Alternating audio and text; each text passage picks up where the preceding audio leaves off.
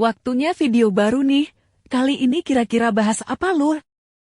Bahas si kecil eksotis ini kali ya. Mumpung lagi pergantian musim kemarau ke musim hujan, pasti ulat-ulat berkembang biak dengan cepat. Karena konon biasanya kupu-kupu mengalami musim kawin di musim kemarau atau panas. Kemudian, telur-telur akan menetas menjadi ulat dalam fase larva di musim pancaroba. Itulah kenapa di musim hujan akan banyak sekali ulat yang menyerang tanaman. Ngeri sekali bukan? Eits, tapi tidak semua ulat memiliki siklus yang sama persis.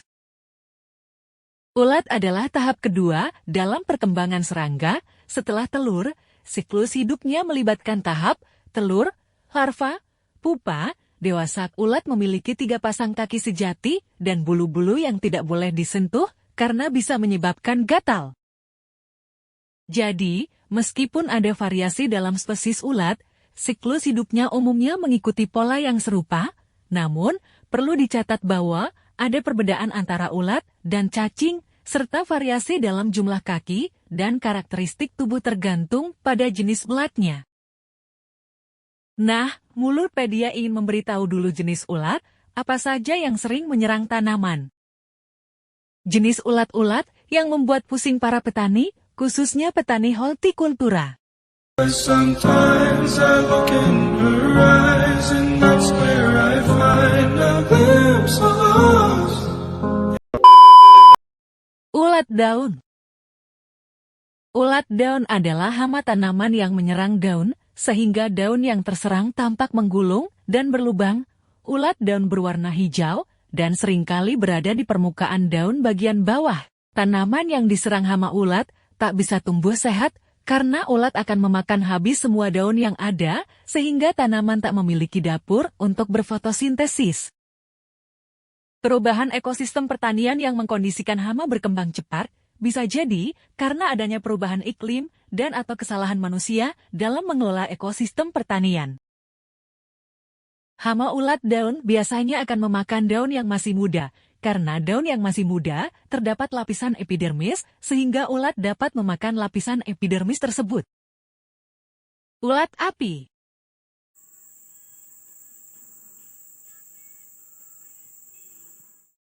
Ulat api adalah ulat yang umumnya dijumpai di kebun tanaman sawit.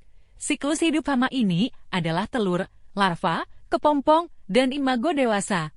Perkembangan dari telur hingga dewasa memerlukan waktu 58-67 hari. Ulat api ini menyerang daun. Gejala serangan ulat api meliputi helaian daun berlubang atau bahkan habis sehingga hanya tinggal tulang daun. Dalam kondisi yang parah, tanaman dapat kehilangan daun hingga sekitar 90%. Pengendalian dapat dilakukan dengan metode mekanis, hayati, dan kimia. Ulat kantung. Ulat kantong yang memiliki nama ilmiah Pteroima plagiophyllus merupakan salah satu hama tanaman hutan yang mudah dikenali. Ulat kantong memiliki ciri khas yaitu tubuhnya ditutupi oleh kantong yang biasanya berbentuk kerucut. Kantong tersebut dapat terbuat dari daun maupun ranting. Ulat kantung juga adalah salah satu musuh yang sangat ditakuti dalam perkebunan kelapa sawit karena serangan ulat kantung akan menurunkan produktivitas tanaman kelapa sawit. Serangan ulat kantung menyebabkan daun tidak utuh, rusak, dan berlubang-lubang. Kerusakan helaian daun dimulai dari lapisan epidermisnya. Kerusakan lebih lanjut adalah mengeringnya daun yang menyebabkan tajuk bagian bawah berwarna abu-abu dan hanya dan mudah yang berwarna hijau. Kerusakan akibat hama ini dapat menimbulkan penyusutan produksi sampai 40%. Ulat grayak. Ulat grayak adalah larva dari ngengat yang masuk ke dalam golongan Noctuidae. Ulat ini tidak berbulu dan biasa disebut oleh petani sebagai ulat tentara karena menyerang dengan populasi tinggi. Ulat grayak tinggal di bawah permukaan tanah di siang hari dan aktif memakan tajuk tumbuhan pada malam hari. Ulat grayak dapat merusak tanaman jagung. Siklus hidup ulat grayak dapat berlangsung dari 32-46 hari. Cara mengendalikan ulat tentara Pseudophthora frugiperda bisa diawali dengan langkah preventif. atau pencegahan seperti menjaga kebersihan area budidaya tanaman sehingga ulat tidak menyebar di area tersebut. Sementara itu, jika ulat grayak sudah terlanjur menyerang, Anda bisa mengatasinya dengan cara menyemprotkan insektisida untuk ulat tentara dan menggunakan perangkap. Wah, itu dia hama-hama ulat yang pasti sering mengganggu petani hortikultura. Benar-benar meresahkan, bukan?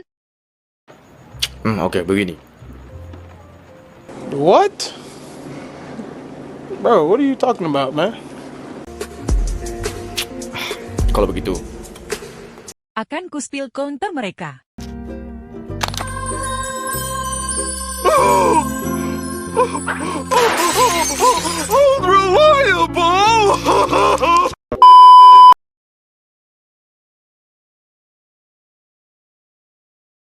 Langsung saja, ini dia, top 5 insektisida khusus ulat.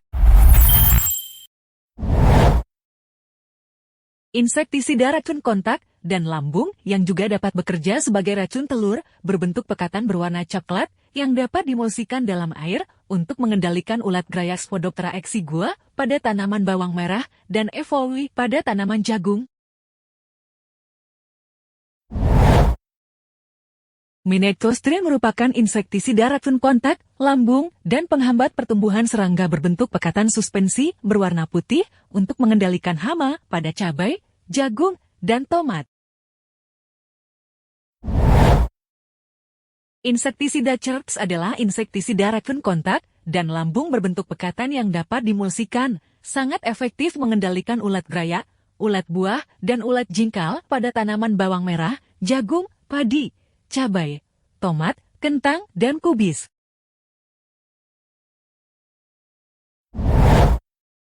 Insektisida racun kontak dan lambung berbentuk pekatan suspensi berwarna putih kekuningan untuk mengendalikan hama pada tanaman padi sawah dan jagung.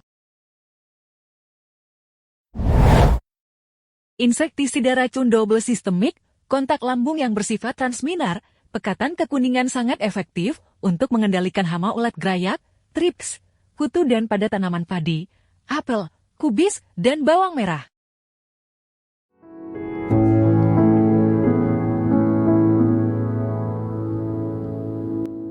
Nah, itu dia top 5 insektisida khusus ulat. Tentu saja bolong ulur tak perlu risau. Karena bolong ulur bisa mendapatkan produk-produk itu di sini, buruan belanja. Link ada di deskripsi.